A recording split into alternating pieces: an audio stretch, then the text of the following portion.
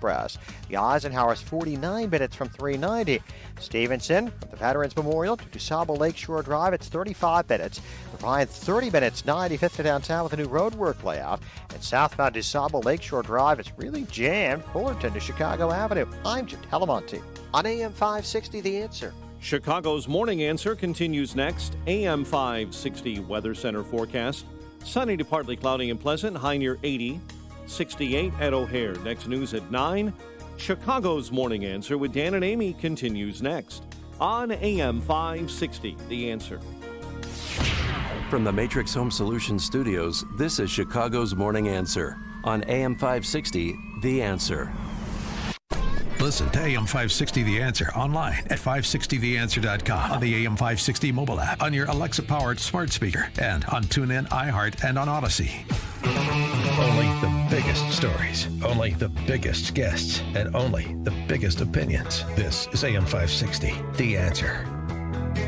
Top of the morning, Dan and Amy. So and in for Amy this morning, I should mention, of course, former state representative Jeannie Ives, who is now the principal at breakthrough-ideas.com, which is a content and messaging house. And Jeannie, the last 72 hours, these protests led by socialist Spice Girl Cori Bush from Missouri and others, this is just incredible to me. So the eviction ban, which was in existence for 16 months, expired over the weekend, and the socialist Spice Girls, including their front girl, AOC, are aghast that this wasn't extended in perpetuity and by any means necessary, constitutional or extra-constitutional. This was Cori Bush on Sunday night leading those who were staging a sit-in on the steps of the Capitol. Sleep-in, really. 7 million, 8 million, 9 million, 10 million, 11 million whole people get to go. They get to go and be forced out. They get to be forced out because folks are comfortable and they don't see their humanity. Every single one of us, we gotta shake this ground and shake it so hard to where they are so uncomfortable. Those that want to see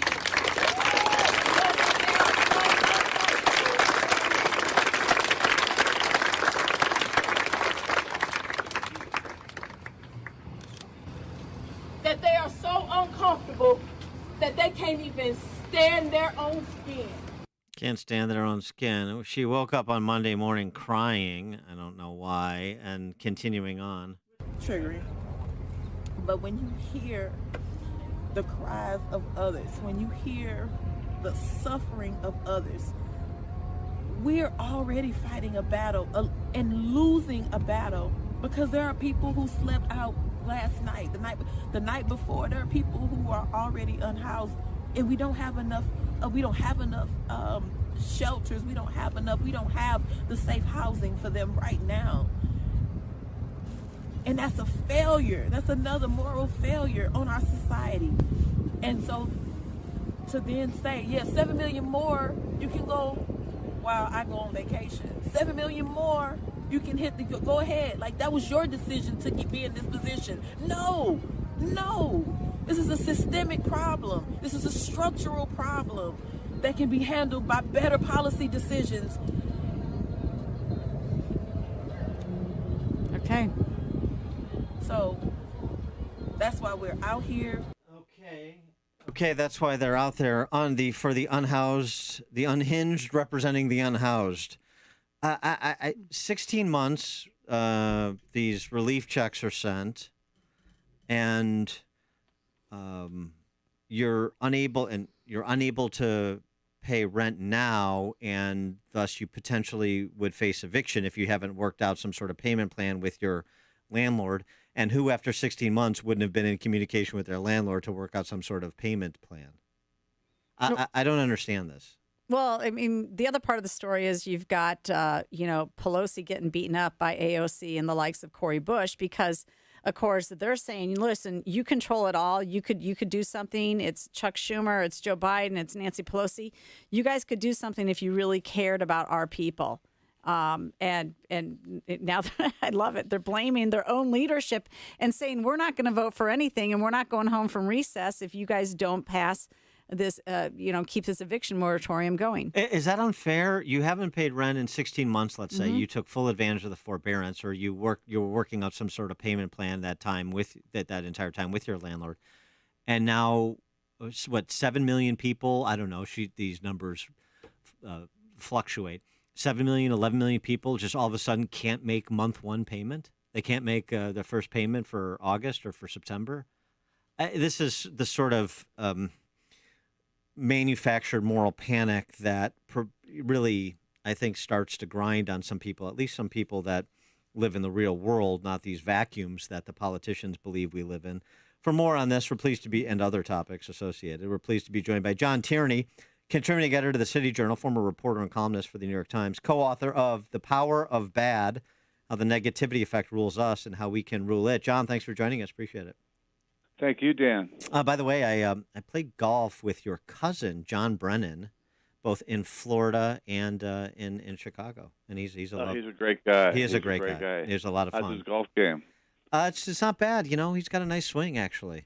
Yeah, and he endured, my histrionics on the golf course, so that was very charitable of him. Let's just start with this, since this is one of the panics du jour, this eviction moratorium expiring. I mean, am I being cold-hearted? I know, half of the jobs lost were people making $40,000 or less. We talked about that a lot and how unfair it was that the telecommuting class was imposing the loss of work on those who have to show up for their jobs. So I'm not, trying to turn a blind eye to that. But at the same time, 16 months of not paying rent or paying some fraction of it that you work out with your landlord, and all of a sudden this is a national crisis? It's ridiculous. I mean, and the landlords have been trying to pay a mortgage for 16 months without tenants paying them. Oh, yeah. What about them? Yeah, what about them? Right.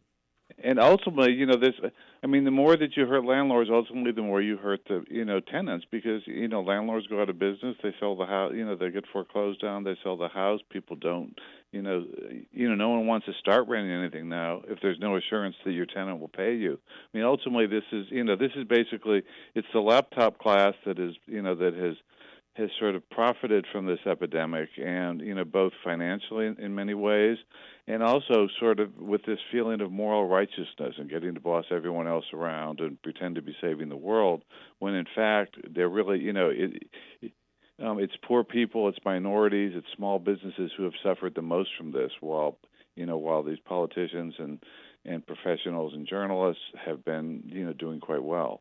So it's while feeling good about themselves while hurting everyone else. I mean, it's really abominable, I think. Well, and the people that have been hurt the most are the small landlords, the people who own maybe a fourplex, right? And they're the ones who couldn't weather the storm. They didn't have 200 rentals to kind of tide them over. And they're selling out. They're the ones that are in foreclosure. They're selling out to bigger investors. And people don't understand that that's exactly what's happening in the rental market. You're getting rid of your mom and pop landlords. No, I mean, I'm in New York City, and there we just saw for decades, what rent control just devastated, the housing market, and the people who get hurt the most are people at the bottom of the housing market, because prices go up. Landlords don't want to rent to anyone who might be slightly iffy with a bad credit history or anything, because what if they start paying? You can never evict them. I mean, it used to take years to to evict someone in New York, and as a result, we just had the tightest housing market in the country until finally some of the rent control got eased a little bit. But this is just it's professionals and progressives feeling good about themselves while actually hurting the people they pretend to help.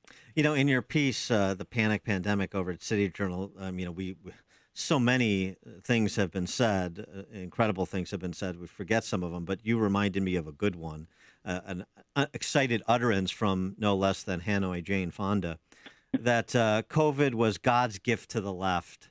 Boy, that was a real tell back when she said it. I had forgotten that, but I'm glad you reminded us. God's gift to the left. Gosh, what could Jane have meant? I mean, it's as she blurted out the truth. That basically it was this immediate political gift to them because it hurt Trump's chances for reelection, and if the lockdowns tank the economy, well, that hurts Trump too. So it had this immediate advantage to them of playing it up, and also it had this long-term advantage of by turning something into a crisis, and this is something I write about in The Power of Bad, the crisis. But by fomenting this perpetual sense of crisis, and COVID was the perfect one for them. It's an excuse to seize more power for the government and to say that only the government can solve this problem. Things are so bad, and we have to suspend your liberties. We have to take away freedom, and we have to give more power to bureaucrats to run things. And it's frightening to me to think that this is the progressives are saying, "Well, boy, this is a great example of how Americans can sacrifice for the common good." Oh yeah, and that it's a blueprint for how to deal with climate change.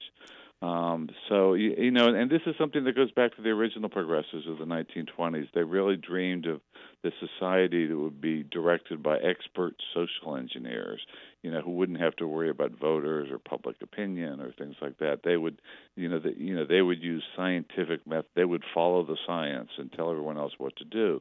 And what we've learned, of course, in the century is that central planners do not know what to do, that they don't have enough information, that it's dangerous to entrust them with power, that they ruin economies. They issue these edicts like this ban on evictions that is going to hurt small landlords and it's going to hurt tenants, but it makes the central planners feel good and it makes these protests, get to parade their moral virtue while they're hurting people. But that's already. This whole pandemic. Yeah. Go ahead. I'm sorry. I'm sorry. That's already been intuited for the next coming crisis is the climate crisis, and that's the next big thing that now we're going to have almost pandemic-like measures taken to solve the climate crisis. That's where they're going with this. And talk about central planning. I mean, in the state of Illinois, these guys have already decided that we don't need any more coal by 2035 and no more natural gas by 2045. They've predicted the future. They might as well invest in Bitcoin and tell us what that market's going to look like too in the future, because these guys think that they know what the future holds, and that is really a scary proposition when they're actually making law over it. Yeah, it's astonishing to me. I've been fighting against progressives and central planners my whole career, but it's been amazing to me during this pandemic to see how much power they've seized, and also just how just blatantly uncaring they are about the immediate effect, making people stay home, making children miss school, not letting people go to church, putting all these small businesses at risk and closing them down. They do this and they just feel good about themselves and just ignore the horrible effects they're having. The latest thing with making kids wear masks again in school, it's just crazy. Well, they're getting away with it.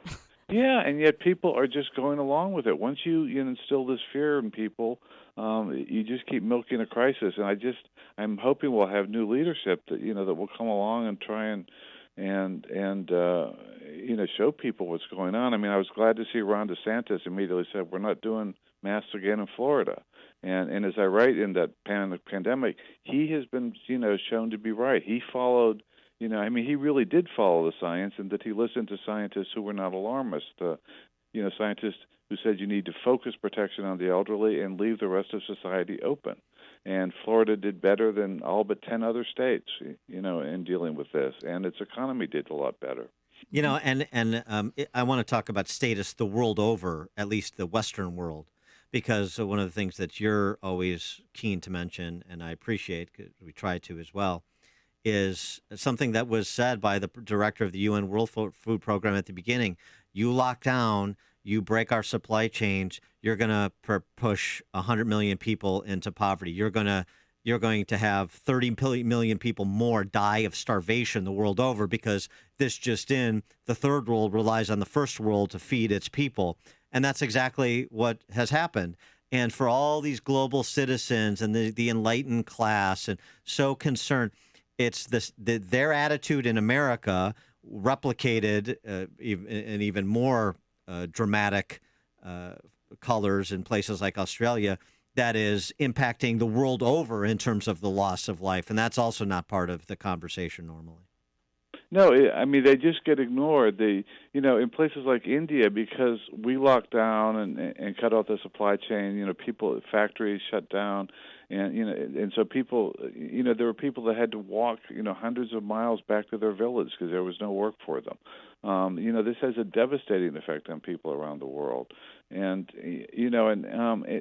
these progressives who claim to care about the poorest people in the world, but then treat them this way. One point that, the Martin Caldwell from Harvard made recently, who's one of those sane scientists who was saying all along, let's focus on, on protecting the elderly and keep society open. He said, look, if we have extra vaccines in the United States that young people who don't need these vaccines don't want to take, we should send them to the third world. There are old people there that need these vaccines. And so why are we hoarding them if people here don't want them? That that if you really care about that, and he had a nice tweet saying, I think if you don't think we should be sending these vaccines to the third world that we don't need, then please take the BLM sticker off your car. Yeah, and the hate has no home here sign out of your front yard.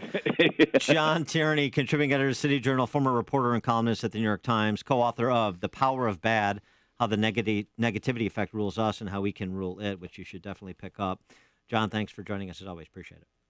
Thank you, Dan. And you joined us on the Turnkey.pro answer line. If you're talking about it, Dan and Amy are talking about it. It's Chicago's Morning Answer on AM 560. The Answer. It's exciting. You're finally getting away from the city life and looking forward to all the new possibilities in the suburbs or north across the border in Wisconsin. You've been wanting to stretch out and enjoy life with more space in a yard for quite some time. And now it's happening. With this newfound freedom,